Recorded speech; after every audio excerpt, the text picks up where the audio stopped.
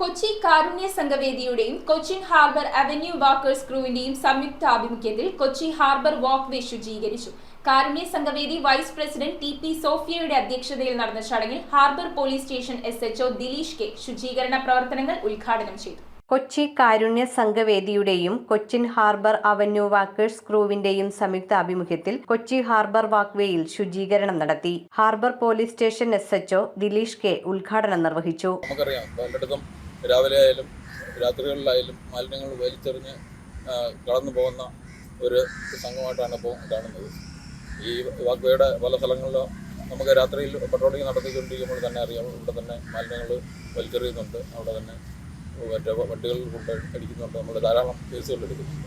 അപ്പോൾ നമ്മളിൽ ഓരോരുത്തരും ഇങ്ങനെ ഇതിനു വേണ്ടി ഇറങ്ങി പുറപ്പെട്ടെങ്കിൽ മാത്രമേ നമ്മുടെ കേരളം ശുദ്ധമായ ഒരു അന്തരീക്ഷമുള്ള നല്ല ഒരു താമസിക്കാൻ സൗകര്യങ്ങളുള്ള ഒരു ആവാസ സ്ഥിതിയിലേക്ക് മാറിപ്പോവുകയും. Karunya Sanghavedi vice president T P. Sophia അധ്യക്ഷയായിരുന്നു. പരിസ്ഥിതി committee convener P K. Suresh, Lawrence P G. Antony, Subin master, Udayan Palluruthy, Johnson Louis, Jain Antony, Joyce Antony, Beena Antony, Chandini Ronald, Missouri Sam, Seena Finden, Shirley Peter എന്നിവർ സംസാരിച്ചു. പ്രഭാത സവാരി മാത്രമല്ല, ഈ വാക്വേയുടെ ശുചീകരണ പ്രവർത്തനങ്ങളും പരിപാലനവും ബന്ധപ്പെട്ട അധികാരികൾ എന്നെല്ലാം അത് നിഷേധാത്മകമായിട്ടുള്ള നിലപാട് സ്വീകരിച്ചിട്ടോ അന്നെല്ലാം നമ്മൾ ഇതിന്റെ പരിപാലനത്തിന് വേണ്ടിയിട്ട് ഈ സംഘടന എന്നും മുന്നിട്ട് നിന്നിട്ടുണ്ട്. News bureau, Kochi. Premium quality granite, tiles, stone, AEC block, sanitary തുടങ്ങി ഫ്ലോറിംഗിന് ആവശ്യമായ